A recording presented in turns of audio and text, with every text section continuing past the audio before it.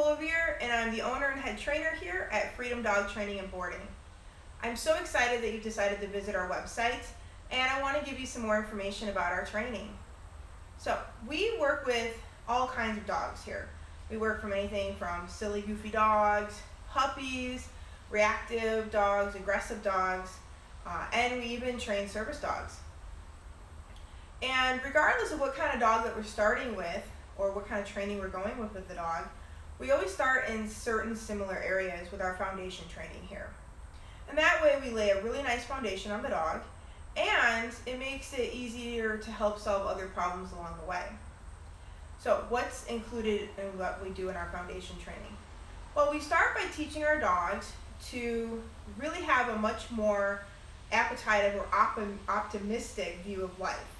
And this works well for all kinds of dogs. And that helps them become more engaged with us and how we are rewarding the dog. So we do a lot of rewarding here with dogs.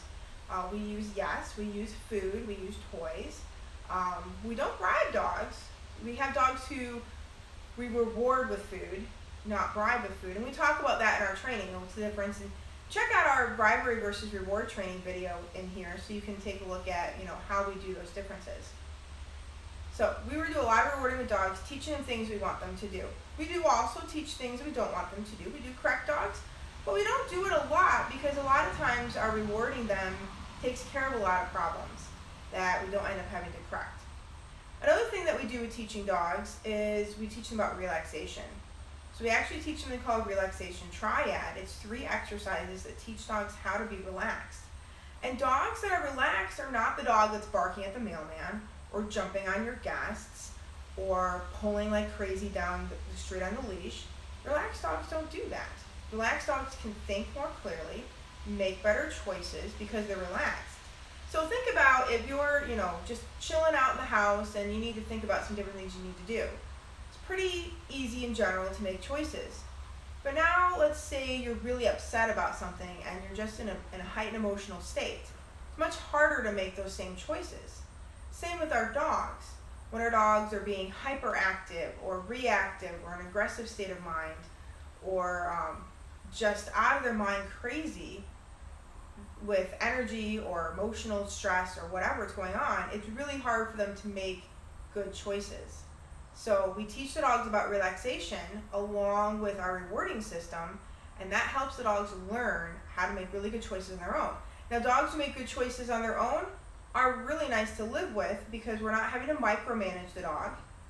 So we're not having to, control every little thing in the environment with the dog because the dog's making the choices on its own. We aren't having to have the dog in command all the time.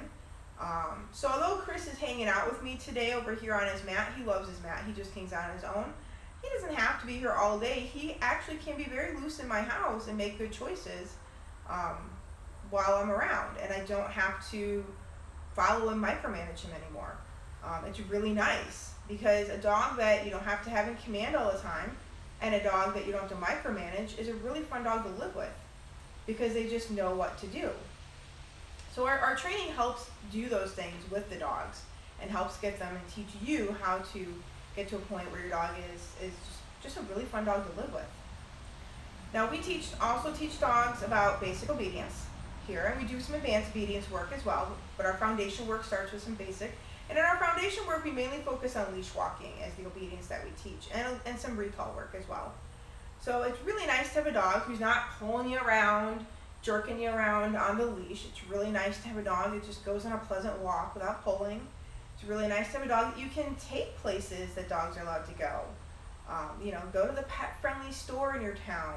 Or, here, when we have nice summers, go to the dog-friendly outdoor restaurant or cafe and have your dog that just knows how to relax and chill and lay down instead of pulling here and there, jumping on the table or jumping on the waitress.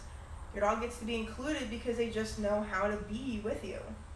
Or, go to the dog-friendly outdoor market where, your dog knows how to walk around nicely and he's not pulling around, not jumping other people, knocking kids over.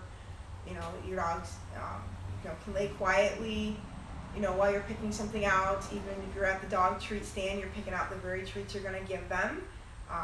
It's really nice to include your dog in your life and not have to leave them at home all the time, particularly when you're going to pet-friendly places that dogs can go.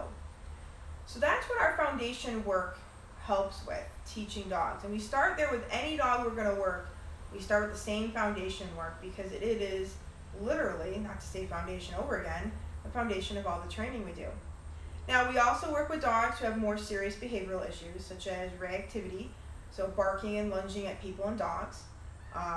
We also work with dogs who have aggressive issues, dogs who have bitten people, dogs who have bitten dogs, and dogs who have bitten people and dogs badly enough that they've put stitches on them. So we do work with aggression cases as well, but we start the same foundation work. We might go a little bit slower, as well as we have additional training that we do with those dogs to help them out.